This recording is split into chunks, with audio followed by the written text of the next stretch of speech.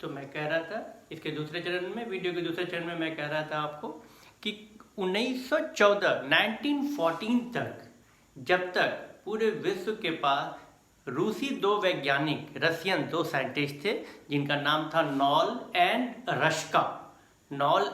रश्का। इन्होंने electron microscope, electron सूक्ष्मदर्शी का तैयार किया और वो दिन जीव विज्ञान के क्षेत्र में, या यूं कहें कि विज्ञान के क्षेत्र में क्रांति के रूप में आया। और उसके बाद सूक्ष्म जीवों का ऐसा दर्शन या ऐसा अवलोकन वैज्ञानिकों के द्वारा किया गया जो उसके पहले संभव नहीं था। वो छोटे से छोटे चीज़ों को भी इलेक्ट्रॉन माइक्रोस्कोप की तरह दिखाया था। इलेक्ट्रॉन माइक्रोस्कोप एक उन्नत किस्म का सूक्ष्मदर्शी है जो आप ऊपर की कक्षाओं में आपको इसके बारे में विस्तृत जानकारी दी जाएगी। यहाँ तो जब ये सूक्ष्मदर्शी, इलेक्ट्रॉन सूक्ष्मदर्शी की सहायता से उन लोगों ने कोशिका को देखा तो एक नए क्षेत्र का, एक नए चीज का उन्हें दिखा। और उन लोग इस आधार पर वैज्ञानिकों ने कोशिका को 3 प्रमुख घटक पे बांट दिया गया। ये 3 प्रमुख घटक कौन कौन थे? ये तीनों प्रमुख घटक थे कोशिका झिल्ली यानी सेल मेम्ब्रेन, कोशिका द्रव यानी साइटोप्लाज्म और केंद्रक यानी न्यूक्लियस। ये 3। अब ये कोशिका झिल्ली क्या था? कोशिका झिल्ली किसी भी कोशिका का सबसे बाहरी आवरण या परत था जो उसे सुरक्षा प्रदान करे और एक निश्चित आकार दे, प्लस बगल के दूसरी कोशिकाओं से उससे बचाव करता था। दूसरे नंबर पे कोशिका द्रव यानी साइटोप्लाज्म। साइटोप्लाज्म वो एक तरल या तैलीय पदार्थ की तरह था जो हमारे कोशिका झिल्ली और केंद्रक के बीच में अवस्थित रहा करता था।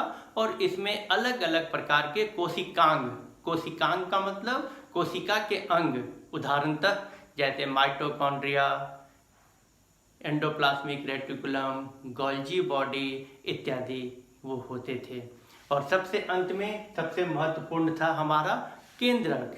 केंद्रक भी एक सामान्यतः, जैसा कि इसका नाम बताया जा रहा है, ये केंद्र में अवस्थित होते हैं और ये सारे काम काजों को, यानी कोशिका क्या काम करेगा, कैसा काम करेगा, सारे चीज़ों का कंट्रोल या कहें कि संचालन केंद्रक की सहायता से ही चलता रहता है। या बताना चाहेंगे कि कोशिका झिल्ली यानी जो सेल मेम्ब्रेन है, ये सेलेक्टिव परमिएबल मेम्ब्रेन के नाम से भी जाना जाता है। अब ये सेलेक्टिव परमिएबल मेम्ब्रेन का मतलब क्या हो गया? चयनात्मक पारगम्य झिल्ली। चयनात्मक पारगम्य झिल्ली, चयनात्मक पारगम्य झिल्ली यानी इनसे कुछ चीज़ों का आवागमन तो हो सकता था लेकिन कुछ चीज़ों का आवागमन नहीं होता था। इसके कारण इसे चयनात्मक कहा गया क्योंकि सभी चीज़ें इसके इस पार से दूसरे तरफ नहीं जा सकते थे। और ये एक आकार प्रदान करता था, प्लस आंतरिक कोशिकांगों की सुरक्षा प्रदान करने में भी एक महत्वपूर्ण भूमिका निभाता था। दूसरी तरफ हमारी कोशिका द्रव है, जैसा कि पहले हमने बता चुका है, ये साइटोप्लाज्म कहलाता है।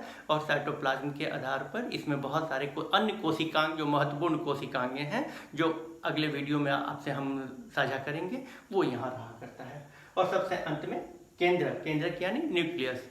न्यूक्लियस के अंदर भी एक तरल पदार्थ पाया जाता है, जैसे ये साइटोप्लाज्म हुआ, ठीक इसी प्रकार का एक वहाँ भी एक द्रव्य पाया जाता है जिसे न्यूक्लियोप्लाज्म कहा जाता है। जिसे क्या कहा जाता है?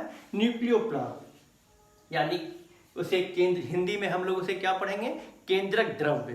केंद्रक द्रव यानी केंद्रक का वो द्रव है, इसीलिए उसे क्या बोलेंगे? केंद्रक द्रव। कोशिका द्रव यानी हमें साइटोप्लाज्म को कहेंगे। इन दोनों को अगर सम्मिलित रूप से अगर देखा जाए तब हम इनका नाम क्या कहते हैं? जीव द्रव। फिर से एक बार इसे रिपीट करते हैं कि केंद्रक द्रव प्लस कोशिका द्रव को हम लोग क्या कहते हैं? जीव द्रव।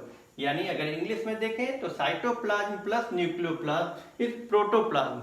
आपको ये जानकर आश्चर्य होगा कि प्रोटोप्लाज्म को जीवन की या कोशिका की भौतिक इकाई कहा जाता है। इसलिए भौतिक इकाई कहा जाता है क्योंकि इसमें सारे जो महत्वपूर्ण प्रक्रिया और क्रियाएं हैं एक कोशिका के द्वारा ली जाती हैं, वो इसी क्रम में होता है। इसलिए